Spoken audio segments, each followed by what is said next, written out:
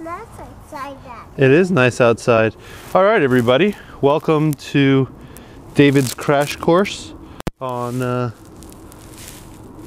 how to fly a quadcopter. I've got a lot of friends that are curious about getting into flying quadcopters. And I'm going to show you in this video how to fly two different quadcopters. Certainly there's hardcore quadcopters, you know, the 6 and the 8 blades that I'm not going to get into, but this is more of a primer for the beginner. I've got a lot of friends that say, hey, I want to get into this.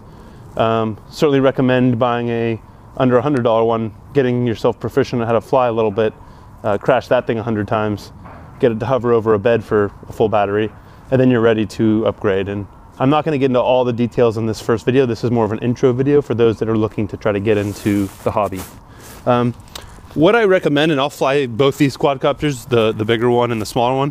What I wanted to recommend is getting something like this. It doesn't actually matter the exact models. I like kind of the Hubsan model.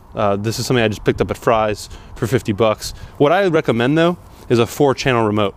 Notice this remote goes left, right, up, down, and has full 4 channels. I'll explain why in a minute and how that works. Now it's very hard to fly this outside. Today's kind of windy here in Dallas, but I'll try to fly it here. I learned to fly on this in the den, in the living room, and then I upgraded to the big boy. So, and I can do full FPV with that quadcopter, but I'll get into that in a minute. So, how to calibrate. For both the basic ones and the more complicated ones, you have to basically link up between the remote and the quadcopter. So, I'm going to show you how you do that right now. You basically plug in the battery,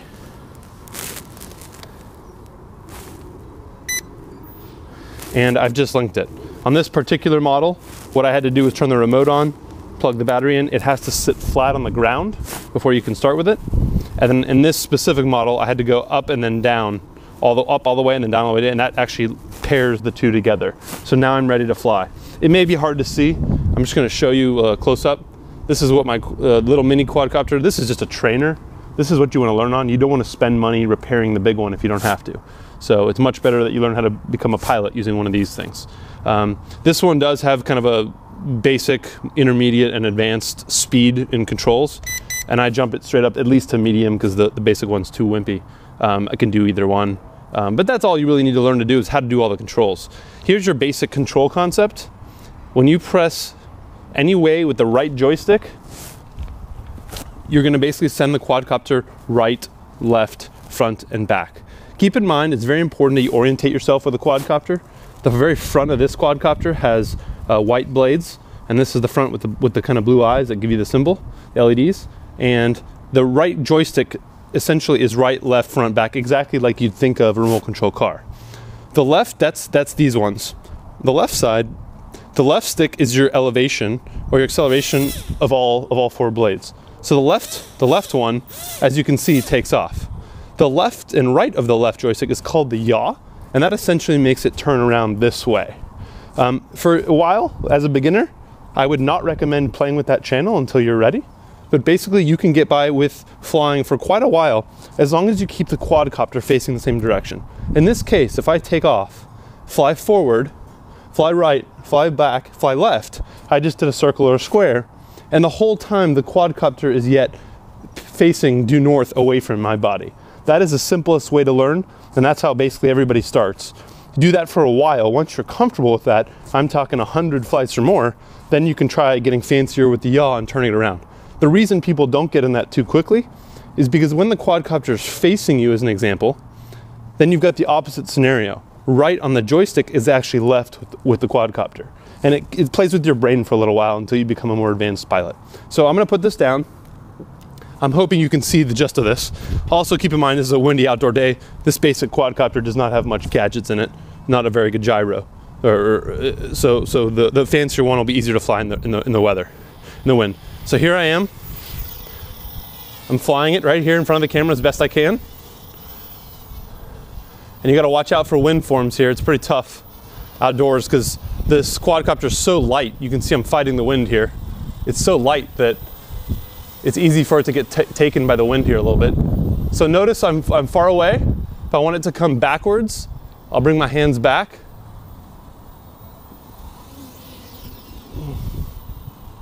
Okay, so if I want it to come back towards me, I bring it down a little bit, and here it comes. I'll try to fly it right here in front of you. I hope you can see that. So watch, front, front, front, right, left, front, okay? Obviously there's a wind blowing towards me a little bit. I'm flying directly into the wind. Okay, so I'm trying to, as best I can, show you with the remote in view here. So here's how it goes. Front, back, and I know this looks pretty primitive for those of you who are advanced flyers. I'll show you the sort of more intermediate flights here in a minute. I wouldn't even consider myself advanced, so this is really more of a beginners and intermediate type video. You get the concept here. You're in close. I'm bringing it here closely to the camera. I hope you can see this quadcopter. Keep in mind, this is a basic enough quadcopter, I can't take my hands off the control. This thing will fly with the wind if I let go of it. Okay, so bring it down for a landing. I'm gonna do my best here on the concrete. It's hard outside, you can see the winds having fun with it. So there I've landed the quadcopter. So that's how you fly a basic one. I'd recommend picking one up for $50 or $75, flying that 100 times until you can run a whole battery and hover it over your bed. As a practice, I wouldn't say you're ready to upgrade to anything else. Don't waste your money, you're gonna spend too much money. The other part about this sport or hobby is you have to know what you think you're gonna upgrade to. It's really hard not to upgrade in this hobby. It's fun. You're gonna want to add cameras and GoPros. All the things I've done with this quadcopter, I've actually got it now stripped down to show you a basic flight. But I can do all of that stuff. And I think you have to kind of make a decision how much you want to spend and how much you want to upgrade to. Obviously, you can spend all kinds of money on it. So, in closure, I've just disconnected this quadcopter. Very basic. You can pick these up easily online. That gives you kind of the intro primer course. All right, so now we play with a little bit bigger toy. I'm flying here with a quadcopter that can fly for 30 plus minutes. It can fly a mile away. I have all the gadgets for FPV mode, which is being able to fly the gadget through the remote screen. I can fully see the camera shots in here, but I've actually taken that hardware off right now. So what I'm gonna be showing you is just a basic quadcopter without all the extra gadgets for right now. Okay, so in order to do this, on the bigger quadcopters, you have a lot more gadgets and settings. A knob like this, for example, would change the direction of my camera, which is sitting on a gimbal, which shields it from all the angles and bumps in the air, makes the camera video smooth. In the meantime, I want to make sure all my settings are correct so that when I start this thing up, I'm ready to go and I don't have any errors. So it's a good idea to keep your batteries unplugged when you haven't used it for a while so you don't drain them. Obviously, you have to be pretty organized when you get to the fancier gadgets in terms of knowing the exact battery status, clean charges before every flight, that kind of thing. I highly recommend being a little bit over the top in terms of your organizational skills. It'll save you money on bad wrecks. Okay, so long story short, I'm currently pairing the two together. I can tell all kinds of things by the lights on the fancier quadcopters, which have much more technology in them, much fancier GPS devices and gyros and accelerometers, etc., compasses, etc.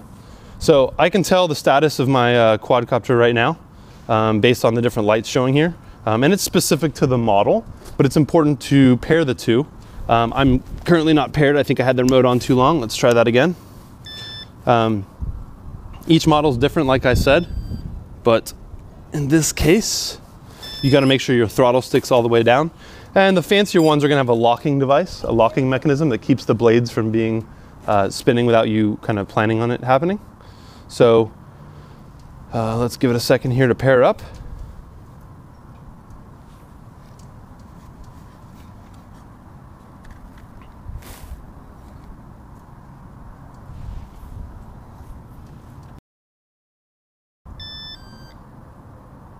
All right. Now I'm hoping you can see this quadcopter here. Now I've got it paired up, no problem, sorry about that. Maybe I can edit that out. Okay, so now you can see I've got a green light. That tells me I am currently paired, and because it's not blinking, it tells me I don't have a dead battery. On the right side, that in a few minutes will start blinking, in the next minute probably, and that tells me that I'm locked on GPS. Now the bigger quadcopters like this one, they take a little bit of calibration, they take a little bit of setup, because I haven't flown it yet, and I haven't flown it in a while. I need to do a couple things. So what I'm going to do here real quick is set it up in calibration mode. I'm going to flip this thing over to the left, flip it over forwards, and then turn it around. Okay. And what you're doing there is resetting all the accelerometers and all the technology inside of it so it's ready to rock. And after it does that, it'll stop blinking here in a second. Once that happens, I will unplug the battery to reset it, unplug the remote, pair them again, and I'm ready for flight. So it's important you understand a little bit of this prep. You get much more into this specific to your technology and based on what your manufacturer recommends. But I think it's important that you kind of get the basis. And I'm going to show you the difference between flying the two now. This technology is a lot more stable, a lot fancier gadgets. It can even hover, it can lock in GPS mode. I was just going to hold it. Okay, you can hold it. Sorry, my 3-year-old's here on the video. But so I'm ready to rock. Now what I'm going to just do is reset everything.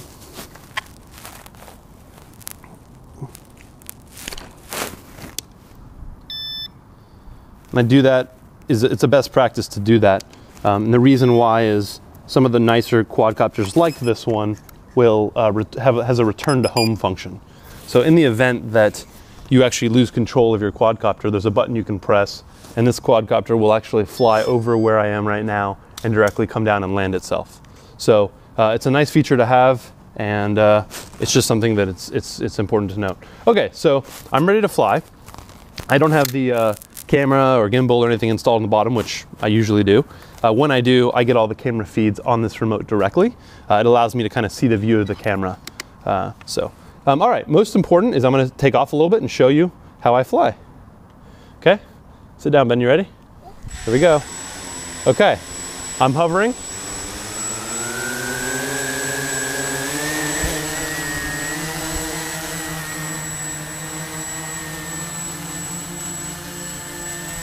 You can see how much more control you have. You can see how much more control you have with this quadcopter than a little one. And this thing can go a mile, mile and a half away. Much more powerful device. And what I can also do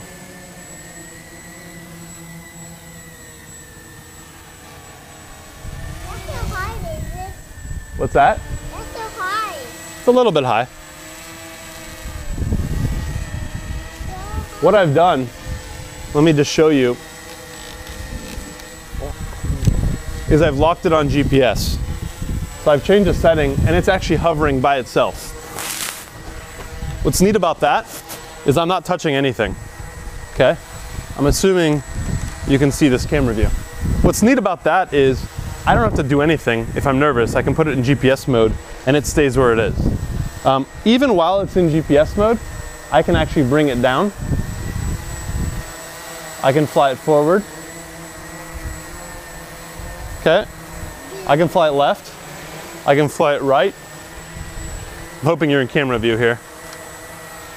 Okay, I can fly left. I can fly it right. And this is all still while in GPS mode. Now I want to show you something. This can be a little loud for you.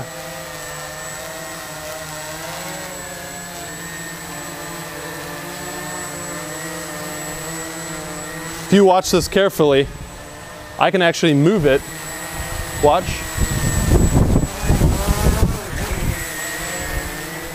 And it kind of goes back. It's a little bit longer than my cord will reach here from my microphone. Okay, so watch. Okay, watch.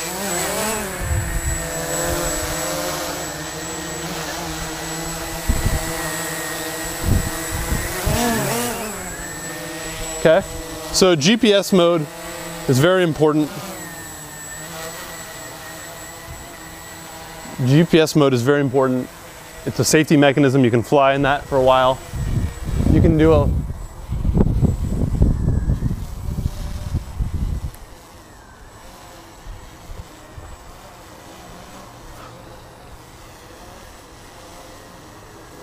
Daddy, that's so high.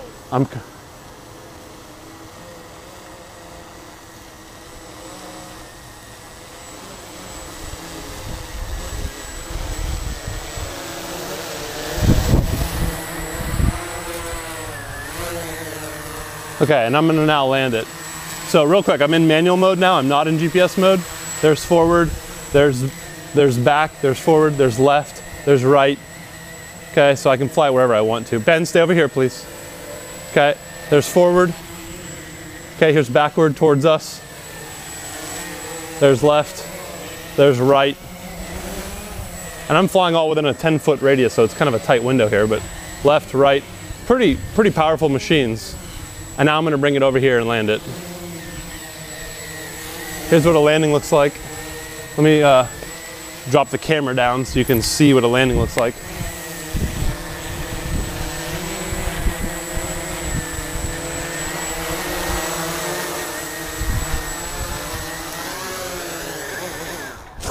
So that's what it looks like landing a little bit more advanced quadcopter. So hopefully that's a helpful video, kind of gives you a crash course on basic models and more complicated models. I'm not necessarily a hardware guru, but I am able to take pictures and aerials and videos, do whatever I want with this. I didn't get into the video part of this, but it gives you an idea of what it takes to start out piloting a quadcopter. Thank you.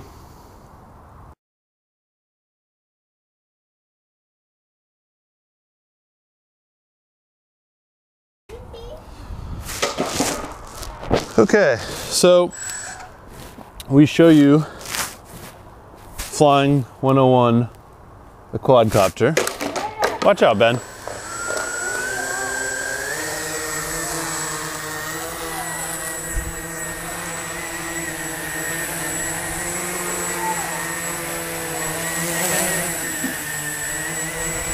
That's what it looks like up close. Let me just see. Yeah.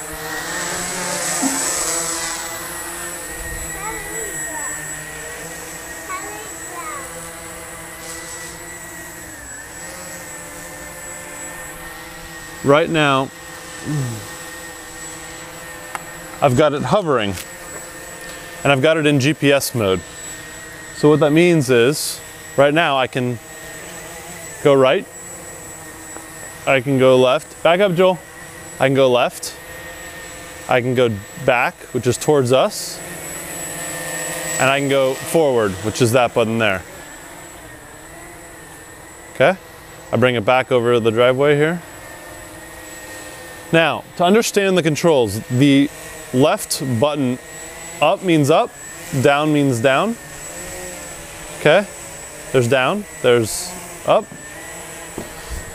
And I want to show you yaw for a second, but I'm going to bring it closer to the camera.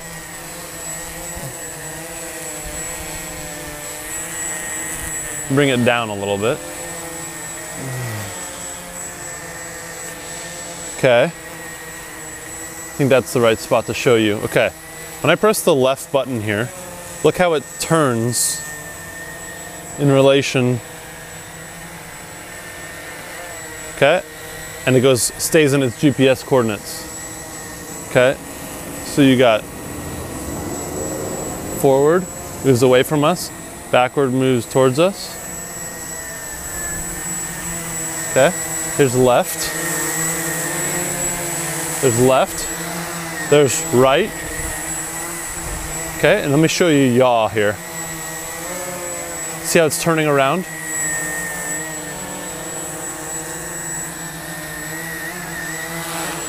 That's yaw. So, to show you perfectly, here's left yaw. Here's right yaw. So being able to fly it to the right and follow something while facing it the whole way around like this is very hard, but that's a level 2 move working you for better photography. So, showing you how the GPS works. So without touching anything,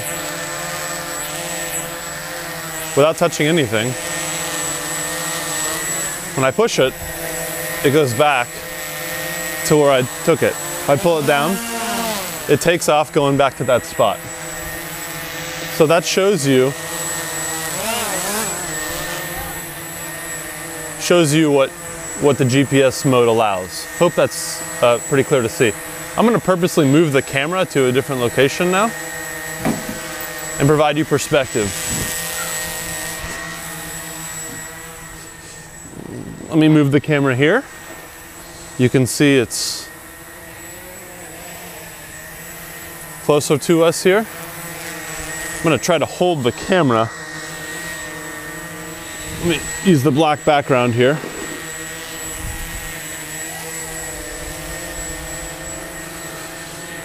So, once again, you see that the drone is basically staying in place by a GPS mode.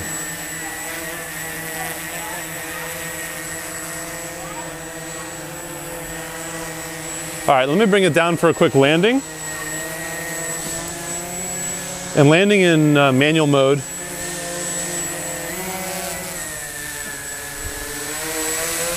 Whoop. Landing, let me mount the camera on my armpit here. Okay, now, landing it in manual mode looks like this. This is 100% manual right here. Okay, I can actually lock the blades off for a second, so they're turned off. Okay, let me mount the camera on purpose in a different spot so you can see it from a different perspective. Let me try doing it this spot. Now, I'm tethered to this microphone. This isn't a good spot. Let's try it over here on the wood. Okay.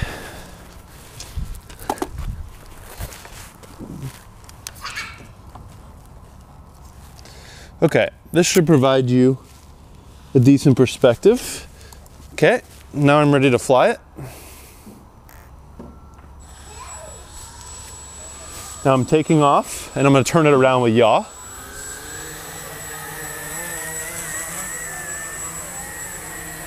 Okay, I bring it towards us right here.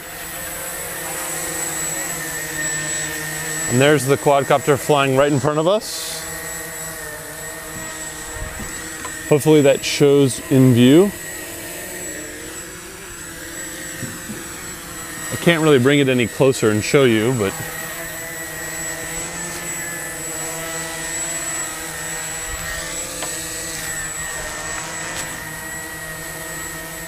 okay, now I'm flying it in manual mode. So here's back towards us. Here's to the left. Here's to the right. This is back towards us.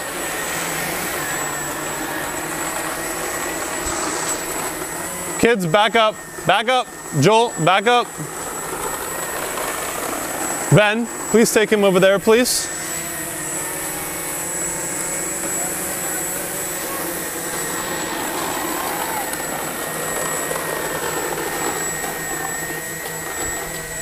Okay, and I'm gonna point the camera for the end of this up in the sky so you get some perspective here.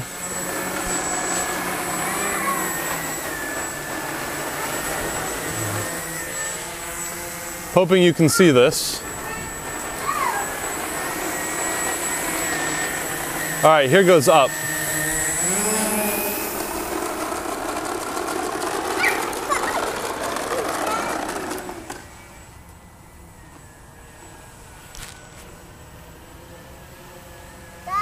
I'm coming down for a landing now. Everybody stand still, Joel. Stand still, Joel.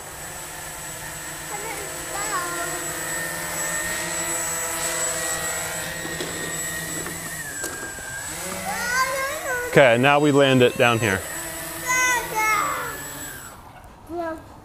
So that gives you an idea what a level 2 landing looks like. Over and out.